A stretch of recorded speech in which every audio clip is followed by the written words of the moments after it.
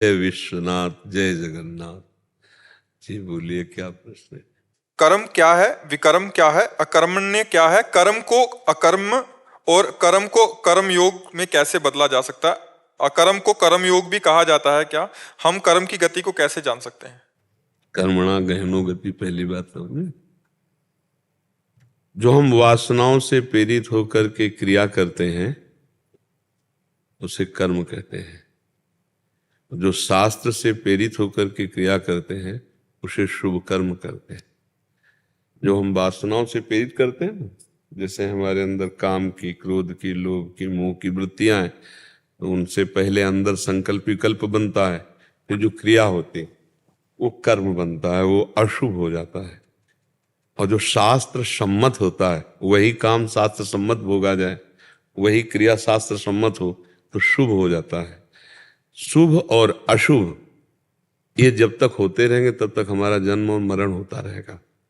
अब पहली बात तो हमें निषिद्ध कर्म का त्याग करना है और शुभ कर्म का कर्ता भाव त्याग करना है, तो अकर्म हो जाएगा। कर्म होते हुए भी वो शुभ कर्म आपको बांध नहीं पाएगा। जैसे भगवान ने कहा, अवश्य में भोक्तव्यम कृतम कर्म शुभाशुभम। दो प्रकार के कर्मों की बात कही, शुभ और अशुभ कर्म। जो अकर्म है वो अकर्ता के द्वारा होता है, कर्ता के द्वारा नहीं। जो अकर्ता है क्या करता है? गुणानुगुण वर्तन्ते मनुष्या पार्थ सर्वसा। गुणों की प्रेरणा से प्रकृतिजन्य करण और उन्हीं से क्रियाएं हो रही, मैं दृष्टा मात्र हूं। तो शुभ कर्म कर्ता भाव रहित तो अकर्म हो गया। और ये जीवन भर बड़े बड़े महापुरुषों से भी होता रहता है, शुभ कर्म कर्ता भाव रहित। और जो अशुभ कर्म है वो तो वासना से प्रेरित कर्ता भाव से ही है, लेकिन जो शुभ कर्म कर्ता भाव से वो भी बंधन कारक है। वो पुण्य क्षीणे मृत्यु लोके विसंति, लेकिन योग तो नहीं हुआ ना। कर्म योग तब बनेगा जाके जब हमारा कर्ता भाव ना हो, ना हमारा शरीर है, ना हमारी इंद्रियां हैं। ये सब भगवान की दी हुई है और ये सृष्टि भगवान की है, परिवार भगवान का है, इससे सेवा कर रहे हैं और वो सेवा धर्म भगवान को समर्पित है। जब भक्ति मार्ग का भाव लेकर नाम जप करते हुए सारे कर्म भगवान की प्रसन्नता के लिए करते हैं तो बंधन कट जाता है। या निष्काम भाव से संसार को भगवत स्वरूप मान करके, और ये पूरा शरीर इंद्रियां सब भगवान की दी हुई, आपकी थोड़ी है, भगवान की दी हुई ना। तो ये भगवान की पूरी सृष्टि है। तो प्रकृति के द्वारा जो हमारी सेवा बनी, इस वो निष्काम भाव, तो कर्म योग बन जाता है। सुख दुख लाभ हानि जय पराजय, इसमें समभाव रखने वाला और संपूर्ण निष्कामता हर क्रिया में, वो कर्म योगी होता है। प्रकृति का जितना भी कार्य हो रहा है प्रकृति से ही हो रहा है। कभी देखा है क्या स्वरूप में कभी कोई कर्ता भाव है क्या? स्वरूप में कभी कोई हलन चलन, कोई अभाव, कोई चाहत, स्वरूप में कभी नहीं। आप थोड़ा समझ पा रहे नहीं हमारी बात? जितना है अंतःकरण और शरीर में है। अंतःकरण और शरीर ये माया द्वारा रचित है। स्थूल शरीर, सूक्ष्म शरीर, कारण शरीर। और आप जो हैं इन तीनों शरीरों को जानने वाले हैं। आपके द्वारा इन तीनों शरीरों में हलचलन हो रही है, पर आप करता नहीं है। जो सबकर परम प्रकाशक जो ही, जैसे विषय का प्रकाश इंद्रियों से, इंद्रियों का प्रकाश मन से, मन का प्रकाश बुद्धि से, और जो बुद्धि का भी प्रकाशक है वो आप है, आत्मा। सबकर परम प्रकाश, लेकिन असंग है वो, कोई कामना नहीं है। तो कामना नहीं है जो हमारे स्वरूप में, उसी बात को हमको साक्षात्कार करना है। ब्रह्मभूता प्रसन्नात्मा न सोचते न कांक्षति। और कामनाएं इतनी है अंतःकरण में और उन्हीं से प्रेरित होकर कर्म हो रहे हैं, कोई शुभ कोई अशुभ, और वो उसका कर्ता बन रहा है। तो यही पुनरपि जननम पुनरपि मरणम पुनरपि जननी जठरे शयनम। अब अकर्म हो जाए, कर्म होते हुए भी अकर्म हो जाए, फल देने लायक न रह जाए, वो होता है निष्काम भाव से भगवत समर्पित। तो जैसे भुना हुआ दाना पुनः उसमें अंकुरण नहीं होता, ऐसे जो कर्म भगवत अर्पित होते हैं या जो कर्म निष्काम भाव से किए जाते हैं वो योग बन जाते हैं। और ऐसे जो कर्म किए जाते हैं वो बंधन कारक होते हैं। उसे अवश्य में भोक्तव्यम कृतम कर्म शुभा अशुभम, शुभ और अशुभ। लेकिन वही कर्ता भाव त्याग करके, अब कर्ता भाव ऐसे त्याग देगा, बिना अंतःकरण पवित्र हुए, बिना सदगुरु का सेवन किए, बिना तत्व ज्ञान हुए कर्ता भाव छूट जाएगा क्या? लाख समझाओ लेकिन रहता है ना, मैं खा रहा हूं, मैं देख रहा हूं, मैं पी रहा हूं, मैं चल रहा हूं, मैं सू। और वो पुरुष कैसा होता है? वो देखता हुआ, सुनता हुआ, खाता हुआ, पीता हुआ, चलता हुआ, भोगता हुआ भी कुछ नहीं करता। विषयान ग्रहणन तो मुंचंत हुआ। अब ये टेढ़ी खीर के लिए ही साधना बताई गई है कि प्रणिपातेन महापुरुषों के सामने जाओ, साष्टांग दंडवत करो और उनके द्वारा बताई हुई साधना को करो। जैसे ज्ञान मार्ग में चलना है तो विवेक, सत असत का पूर्ण निर्णय करने वाला शुद्ध विवेक, वैराग्य, लोक परलोक के समस्त भोगों से वैराग्य, शम इंद्रियों का निग्रह, दम मन का निग्रह, तितिक्षा महान सहनशील, समाधान चित्त का परमात्मा चिंतन में निरंतर रमण करना, मुमुक्षता इसी जन्म में मुझे भगवत प्राप्ति हो, मैं मुक्त हो जाऊं, ये संपत्ति होना आवश्यक है। भक्ति में निरंतर भगवान कह रहे मच्चित्ता मदगत प्राणा बोधयंता परस्परम कथयंचित माम नित्यम तुष्यंति च रमन्ति च तेषाम सतत युक्तानाम भजताम प्रीतिपूर्वकम ददामि बुद्धि योगम तम इन माम उपयांति ते। हो गया बुद्धि योग। मेरे में चित्त अर्पित कर दे, मेरे में प्राण अर्पित कर दे, मेरी ही वार्ता कर, मेरा ही चिंतन कर और सतत मेरा नाम जप कर। अगर सतत जप करेगा तो तुम्हारी बुद्धि मेरे में स्थित हो जाएगी, मैं तुम्हारी बुद्धि में स्थित हो जाऊंगा। योग का मतलब ये होता है परमात्मा स्थिति। भगवान कह रहे हैं मय्येव मन आदस्सो मयि बुद्धिम निवेश है। ये चाहे कर्म योग से चलो तो शरीर इंद्रिय अंतःकरण से संबंध रहित होना है, चाहे ज्ञान योग से चलो तो इससे अलग होना है, और चाहे भक्ति योग से चलो तो इसमें समर्पण योग आ जाता है। ये तो सर्वाणि कर्माणि मयि सन्न्यस्य मत्पराः अनन्ये नैव योगेन माम ध्यानन्ति उपासते तेषाम् अहं समुद्धर्ता मृत्यु संसार सागरात। समर्पित हो जाए। बिना भगवत समर्पित हुए, बिना निष्काम हुए, बिना स्वरूप बोध हुए योग नहीं बनता है। क्योंकि वो कामना, वासना, इच्छा इसी को लेकर के कर्म होते हैं और फल पर इतनी आसक्ति होती कि अनुकूल आया तो हर्षित, प्रतिकूल आया तो शोकित, वो द्वंद्वों के अंतर्गत रहता है। लेकिन द्वंद्व विमुक्ता ये स्थिति तो योगी की होती है, कर्म योगी की। और जो सुख दुख समय कृत्वा लाभा लाभो जया जयो, ये कर्म योगी का भाव होता है। सुख दुख में, लाभ हानि में, जय पराजय में समान भाव रहता है। तो जो कर्म की बड़ी सूक्ष्म गति है, पर मोटा मोटा इतना समझ लीजिए कि जब तक करता है तब तक उसका योग नहीं हो सकता, वो बंधन कारक है।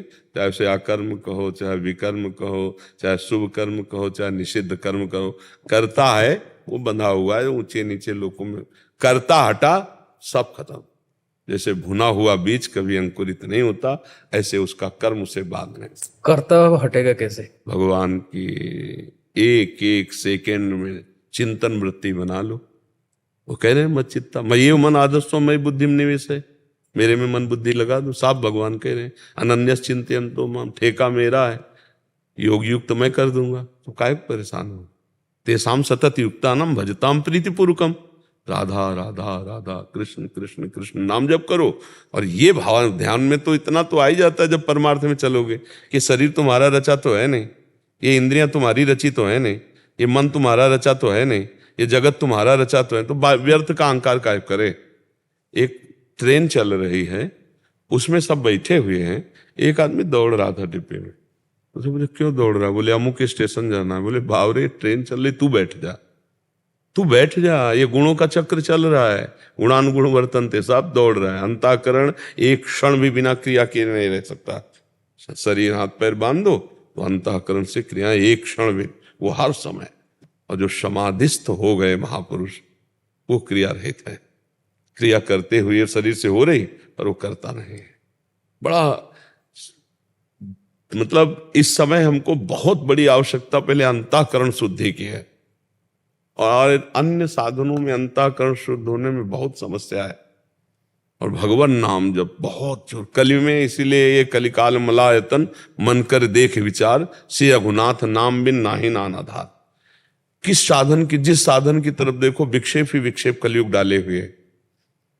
व्यभिचार का इतना अंदर मांग बढ़ रही है व्यक्तित्व में। आप सब बैठे हो देखने, आप सब बैठे तो भगत ही तो बैठे हो, भक्त होते हुए भी आप देखो मन में कितना इंद्रियों में व्यभिचार दोष है, मांग अंदर की। कलयुग का प्रभाव देखो, युग धर्म का प्रभाव। रसेंद्री का अपना स्वभाव देख लो, जनेन्द्री का अपना स्वभाव देख लो, नेत्रेंद्री का अपना स्वभाव देख लो। हमें लगता है कलिकाल है, नाम जप करो और जितने कर्म करो उनको भगवान को समर्पित करते जाओ। जो जो समय है, समय के अनुसार या एक एक वृत्ति के अनुसार भगवान को समर्पित कर दो, सब मंगल हो जाएगा। चाहे वो हमसे अगर भूल चूक से अशुभ भी हो जाता है, तो जैसे आग में डाला गया चंदन या लोहा या विष्ठा, तीनों आग स्वरूप हो जाते ना। आग भेद तो नहीं रखती ना कि ये चंदन है, ये लोहा है और ये विष्ठा है, तीनों को अपना स्वरूप प्रदान कर देती है। ऐसे सब भगवान के चरणों का आश्रय लेकर के सब कुछ समर्पित कर दो। ये तो सर्वाणि कर्माणि यत् करोषि, भगवान कह रहे ना यत् करोषि, निपट जाओगे। हम कहाँ तक भेद लगाएंगे। कभी कभी सत्य बोलना भी नरक का हेतु हो जाता है, कभी कभी असत्य बोलना भी बड़ा उत्तम लोकों में जाने का, असत्य बोलना भी बड़ा सूक्ष्म विषय कर्म का है। कई ऐसी घटनाएं हमने शास्त्रों में पढ़ी। एक गौवध के लिए गौ के पीछे जा रहे और वो सत्य बोलने वाले थे, माला चला, उनका गौ किधर गई, बोले वो है, वो नरक गए। किसी के प्राण बच रहे हैं, आप झूठ बोल दिए तो आपको उत्तम। कई बार हिंसा करने वाला भी वो बड़ा पवित्र हो गया, हिंसा करने वाला मतलब। तो कर्म की बड़ी सूक्ष्मता। यही पूछ रहे थे द्रौपदी जी भीष्म जी से, क्या ये धर्म है? तो कहते थे धर्म का सूक्ष्म स्वरूप युधिष्ठिर जानता है बेटी, बड़ा सूक्ष्म स्वरूप धर्म का है, ऐसे कर्म का बड़ा सूक्ष्म स्वरूप है। सनकादि से एक बार निमि जी ने प्रश्न किया था, वो मौन हो गए थे, उत्तर नहीं दिया। वही प्रश्न जब नौ योगेश्वरों से किया भागवत में, तब वो उत्तर दे रहे हैं। तब उन्होंने पूछा कि पहले मुझे बताओ सनकादि ने क्यों नहीं बताया? बोले उस समय आप अनाधिकारी थे, आज आप अधिकारी हुए हैं, तो आप जो प्रश्न कर रहे हैं उसका मैं उत्तर दे रहा हूं। भागवत में बड़ा वर्णन है और गीता जी में बड़ा सुंदर वर्णन है। तो हम कर्म योग के द्वारा, हम भक्ति योग के द्वारा, हम ज्ञान योग के द्वारा, तीनों के द्वारा एक काम जरूर सब करते हैं, शरीर संसार से राग रहित होकर परमात्मा का चिंतन, चाहे वो ब्रह्म रूप में हो, चाहे वो भगवान रूप में हो, और चाहे वो परमात्मा रूप में हो। योगी परमात्मा कहता है, ज्ञानी ब्रह्म कहता है, भक्त भगवान कहता है। और करना सबको यही है, राग रहित होना इस शरीर और शरीर की क्रियाओं से, और भगवान का चिंतन, तभी परमात्मा प्राप्ति होगी। निष्काम भाव से भगवत प्रीत्यर्थ किया हुआ कर्म कर्म योग हो जाता है, जो भगवत प्रीत्यर्थ होता है। और जो अपनी दुर्वासना से शास्त्र विरुद्ध होता है वो अशुभ कर्म होता है। और जो हमारी शास्त्र विधान के तस्मात् शास्त्रम प्रमाणन्ते कार्याकार्यो व्यवस्थितो, जो शास्त्र प्रमाणित होता है वो शुभ कर्म हो जाता है। और जो भगवत समर्पण के लिए होता है वो हमें संसार सागर से जरूर पार कर देता है। तो निष्काम कर्म, भगवत समर्पित कर्म, या ज्ञान के द्वारा करता रहित गुणानुगुण वर्तनते, सब कर्म कर्म हो जाते हैं, कोई भी उसे दंड नहीं दे सकते। कई कई जगह ऐसा होता है कि जो पुण्य कर्म माना जाता है वो पाप हो जाता है, कभी कभी पाप कर्म भी पुण्य कर्म बन जाता है। बहुत शास्त्र में कर्मों की सूक्ष्मता का वर्णन है। इसलिए हमें तो इतना लगा है कि भगवान की शरण में होकर नाम जप करते हुए, और जितना हमें लग रहा है कि ये पाप कर्म है उसका त्याग करके सत्कर्म जो कर रहे हैं वो भगवान को समर्पित कर दे, तो इसी जन्म में हमें भगवत प्राप्ति हो जाएगी। क्यों? समझ रहे? हाँ, क्योंकि बड़ा सूक्ष्म विषय कर्म का है, बड़ा सूक्ष्म विषय है। उसके लिए जो हमें भागवतिक बुद्धि चाहिए वो भगवान ही देते हैं। ददामि बुद्धि योगम तम येन माम उपयान्ति ते। तो हम खूब नाम जप करें और जो कार्य करें वो भगवान को समर्पित करें, और जो जानते हैं कि ये पाप कर्म है वो भूल करके ना करें, तो भगवान कृपा करके बुद्धि योग दे देते हैं, फिर वो अपने आप निर्णय होने लगता है। फिर जैसे अर्जुन के रथ का लगाम भगवान पे पकड़े घोड़ों की बैठे ना, ऐसे यहीं भगवान हृदय में बैठ जाते, फिर उससे गलती नहीं होती। भगवान ही ज्ञान स्वरूप होकर बैठ जाते हैं और वो संभाल लेते हैं। तब एक एक सूक्ष्म बात समझ में आती है। ऐसे बहुत बुद्धि मलिन है, बहुत स्थूल बुद्धि हो गई, भोग बुद्धि हो गई। सोचो कामना के बिना हम रह कैसे सकते हैं? ऐसी बुद्धि निर्णय दे रही। कर्म करना, कर्तव्य पालन करना, समाज सेवा करना, लेकिन भगवत प्राप्ति के लिए, वो वासना की पूर्ति के लिए नहीं। लेकिन हमें लग रहा है कि 100 में कोई एक आध भले विचारवानों नहीं तो 100 के 100 ही केवल वासना पूर्ति के लिए कर्म हो रहा है, भगवत प्राप्ति के लिए नहीं। कर्म योग नहीं बन रहा, कर्म बन रहा है। निष्काम भाव से कहाँ? अगर हम किसी को पानी भी पिला देते हैं तो आशा रखते हैं कोई धन्यवाद बोले, नहीं आशा रखते, तो फिर कर्म निष्काम कहाँ हुआ? तो हमें लगता है कि इस कलिकाल में भगवान का नाम जप और जो कर्म जैसे वो भगवान को समर्पित, तो भगवान हमारी बुद्धि शुद्ध कर देंगे। फिर हमें समझ में आ जाएगा कि हमारा कल्याण, हमारा भगवत प्राप्ति या तत्व ज्ञान बिल्कुल सहज सरल हो जाएगा। नहीं तो बहुत कठिन है। छोटी छोटी ऐसे अपराध की प्रवृत्तियां हैं कि जन्म भर के किए हुए सुकृत कर्म सब भस्म हो जाए। मान लो एक वैष्णव निंदा कर दो तो किए सुकृत बहु जन्म के क्षण में डायरेक्ट को एक कर्म सारे कर्मों को भस्म कर देगा, जितने सुकृत है। भगवत प्राप्ति तो अत्यंत दुर्लभ। इसलिए कलयुग में या हर युग में भगवान के चरणों का आश्रय और भगवान के भगवत प्रेमी महात्माओं से सत्संग, चर्चा और नाम जप और सारे कर्तव्य कर्म, घर परिवार मकान नौकरी जितना भी जो, वो सब भगवान को समर्पित, तो इसी जन्म में भगवत प्राप्ति हो जाएगी। अगर हमारी बात समझ में आ रही हो। समझ में आ रही?